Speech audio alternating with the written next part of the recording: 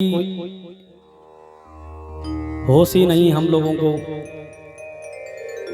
और इसीलिए ये सत्संग या पुराण इसीलिए रखे जाते हैं कि ताकि हमें जो है सत्संग का मार्ग मिले, हमें कोई रास्ता मिले।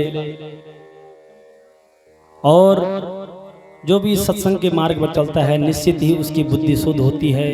और अभ्यास करते करते अंत समय जो सोचता है, अंत समय में इंसान जहाँ जाता है अंतमति सा गति, जो अंत समय में होता है वही उसकी गति होती है। बोलो बांके बिहारी लाल की, शंकर भगवान की जय। इसलिए कल के प्रसंग में पांडवों ने भगवान को पकड़ कर रखा, पांडवों को छोड़ा नहीं। भगवान एक क्षण के लिए भी अगर पांडवों से अलग होते हैं तो पांडवों को ऐसा लगता है मानो हमारी सांस बंद हो गई हो। इतने विकल होते हैं पांडव। और भगवान तो सिर्फ प्रेम से ही रिझते हैं। आप जितने साधन, जितने पूजा पाठ, जितना जप तप करो, जितनी मर्जी अनुष्ठान करो, जितना मर्जी आप यज्ञ करवाइए, जितनी मर्जी कथाएं करवाइए, लेकिन आपकी रति, आपका प्रेम अगर भगवान से नहीं है तो वो किसी काम का नहीं है, व्यर्थ है। क्योंकि जैसे सारी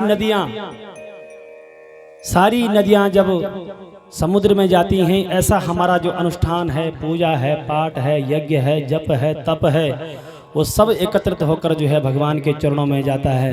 हम कैसा भी कर्म करते हैं, कैसे भी हम अपने जीवन को चलाते हैं, शुभ और अशुभ सब भगवान को अर्पित होता है। कल आपने सुना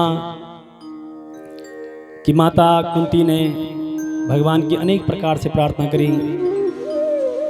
जब देखा कि सब रास्ते खत्म हो जाते हैं, फिर एक भगवान का रास्ता ही याद आता है। हम लोग कहते हैं कि भगवान क्या होता है।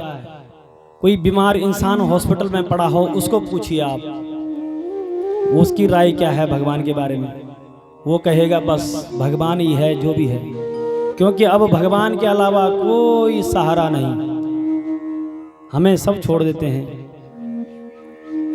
जब हमारे पास धन रहता है, पैसा रहता है,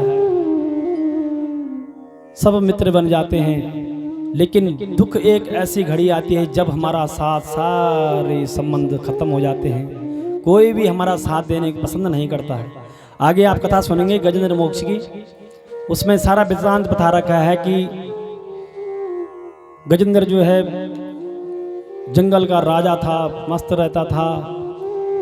जब तक उस पर ताकत थी तब तक सब उसके पास थे, लेकिन जब समुद्र में फंसा, मगरमच्छ ने पैर पकड़ा, एक एक करके खिसकते रहे। बच्चों ने कहा पापा अब आप यहीं रहो,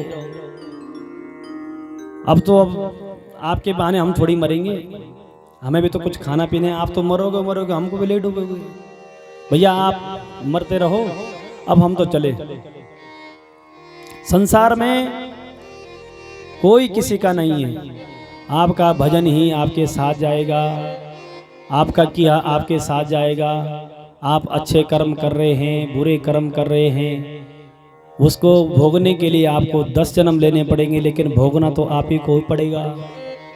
उसको भोगने के लिए दूसरा नहीं आएगा। कुछ चीज़ें ऐसी होती हैं जो स्वयं होती हैं, स्वयं करनी पड़ती हैं, स्वयं भोगनी पड़ती हैं। जैसे एक भोजन, एक खाना हम खाते हैं, हमारा खाया हुआ दूसरों को नहीं लगेगा। भूख हमें लगी हुई है, आप कह रहे हो हम खाएं, आप ऐसी रहो, आपकी भूख मिट जाएगी, ऐसा नहीं होता। दूसरी शादी विवाह, दूल्हे के बदले ऐसा नहीं कि दूसरा ही दूल्हा चला जाए। भाई जो दूल्हा होगा वही जाएगा, दूल्हे के अलावा कोई नहीं जाएगा। और मृत्यु, जब मृत्यु आती है, हम ऐसा नहीं कहते महाराज हमारा कोई काम बचा हुआ है, आप इसको ले जाइए, कल हम चले जाएंगे। आपको ही जाना पड़ेगा, हमको ही जाना पड़ेगा, हमारे बदले कोई नहीं जाएगा। ऐसा ही शुभ कर्म और अशुभ कर्म भी हैं, उसके हम स्वयं भोगता हैं, हम स्वयं भोगेंगे। कोई किसी को दुख नहीं देता, कोई किसी को सुख नहीं देता। हम अपने कर्मों के अनुसार अपना दुख सुख के भागीदार बनते हैं। नहीं कोई सुख दुख कर दाता, नहीं कोई सुख दुख कर दाता। निज कृत कर्म भोग सब भ्राता, निज कृत कर्म भोग सब भ्राता। निज दुख दुख सब रोज करु जाना, मित्र ही दुख रजो मेरु समाना। हम जो कर्म करेंगे वो अपने लिए ही करेंगे, कोई किसी के लिए कोई कर्म नहीं करेंगे। आप कथा श्रवण कर रहे हैं, अपने लिए कर रहे हैं। आपके पाप धुलेंगे। सत्संग में बैठकर जितनी देर हम बैठते हैं उतनी देर हमारे जो किए हुए कर्म हैं, शास्त्र कहता है एक घड़ी के सत्संग में हमारे करोड़ों जन्म के पाप नष्ट हो जाते हैं। अब आप कहेंगे कि करोड़ों जन्म हमारे पता नहीं थे कि नहीं थे। शास्त्र कहता है एक पाप करोड़ों गुना बनता है, एक पाप करोड़ों गुना बनकर फल देता है। जैसे आप एक वृक्ष, एक बीज आप खेत में डालते हैं, उसका हजारों गुना बनता है। ऐसा ही जो है पाप भी है। हम एक पाप करते हैं, हजारों गुना पाप हमारे ऊपर आता है, और हम पुण्य करते हैं, हजारों गुना बनकर हमारे ऊपर पुण्य बनता है। इस प्रकार से अनेक प्रकार की जो है भगवान और कुंती मैया की वार्तालाप चलती है।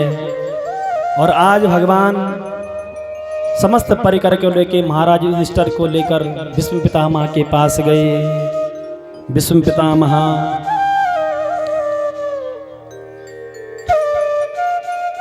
भगवान की प्रतीक्षा में बैठे हैं। 56 दिन से बाणों की सैया पर बैठे हैं, लेटे हुए हैं। शरीर का सारा रक्त धरती पर निकल गया। भगवान भीष्म जी को इच्छा मृत्यु का वरदान था, इसलिए भीष्म जी ने प्राण नहीं त्यागे। और जब बाण लगा उस समय दक्षिणायन था, तो भीष्म जी ने कहा कि हम उत्तरायण में जो है अपने प्राण त्यागेंगे, क्योंकि दक्षिणायन में जो प्राण त्यागता है शास्त्रों कहते हैं कि उसको जो है 6 महीने इंतजार करना पड़ता है। और जो उत्तरायण में प्राण त्यागता है सीधा उसको जो है देवताओं के दरवाजे खुले मिलते हैं, क्योंकि उत्तरायण जो है देवताओं का दिन होता है और दक्षिणायन देवताओं की रात होती है। यहाँ का 1 साल और देवताओं का 1 दिन होता है। 6 महीने दक्षिणायन, 6 महीने उत्तरायण। 6 महीने देवताओं की रात्रि होती है और 6 महीने का दिन होता है।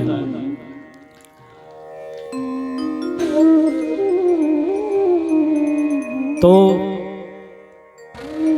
समस्त परिकर को लेके भीष्म पितामह जी के पास गए। भीष्म पितामह जी पड़े हैं सरसैया पे, अर्जुन आगे आगे हैं। अर्जुन से भीष्म पितामह जी ने कहा, अर्जुन कृष्ण कहाँ हैं? भगवान श्री कृष्ण पीछे से हाथ जोड़कर खड़े हो गए। दादाजी मैं इधर हूँ, प्रणाम।